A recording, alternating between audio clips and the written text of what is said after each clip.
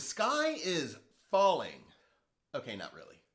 But it certainly seems like that with the questions I get a lot about what's happening with the Phoenix real estate market. You know, granted, things have been crazy the last couple of months. We have seen the biggest shift in our market, well, in forever. Give you an example. Back in March, mid-March, we had a little over 5,000 listings on the market, and interest rates were hovering around 3%.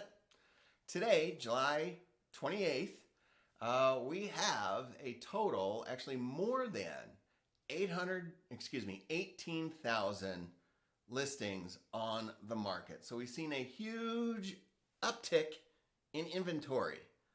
We've also seen a huge uptick in interest rates.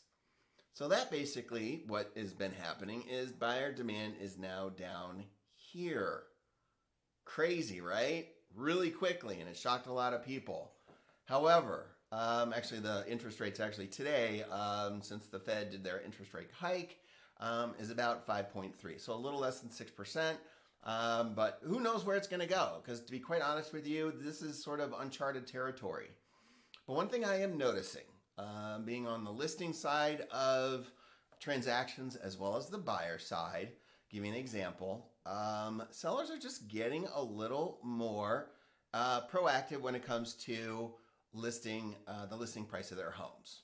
So, if you're ahead of the market, you're still going to be able to sell your home for a really nice chunk of change.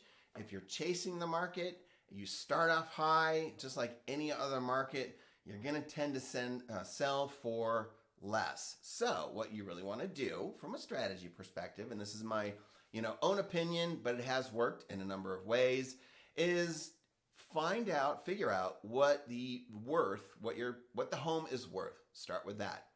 And then price the home just a little below that. What you'll end up doing is, from a buyer perspective, that's going to look like a better deal than the home down the road or the homes down the road.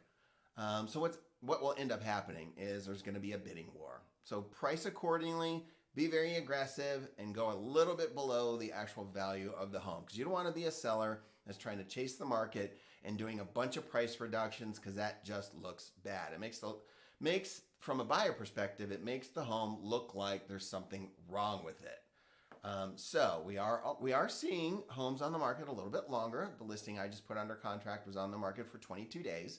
But again, that's what we're seeing now. So the crazy offers with multiple offers, way above list price, all these conditions are waived. We're just not seeing that anymore.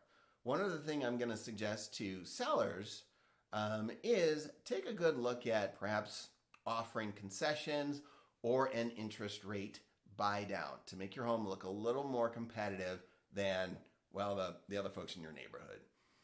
From a buyer perspective, as always, make sure that you are pre-qualified, you have a good down payment, all your ducks are in a row, and as soon as you find a home that you like, make an offer on it. I mean, at the end of the day, figure out, is this the market you want to be in? I know everybody tries to time the market and all that stuff. What it comes down to, at least from my experience, is marry the home, not the rate. Because you always, assuming rates will go down, and they have historically come back down to really competitive areas, you can always refinance at some point in the future. But at least you've got a home to live in that you're not paying someone else's mortgage on, i.e. you're not renting. So, I hope this helps. Any questions you have on the market, I'm sure you do, please reach out to me. I'm here to help. I've been doing this for quite a while. Love what I do. And that's about it. This is Joe Janis with Home Smart. Have a great day. Talk to you soon.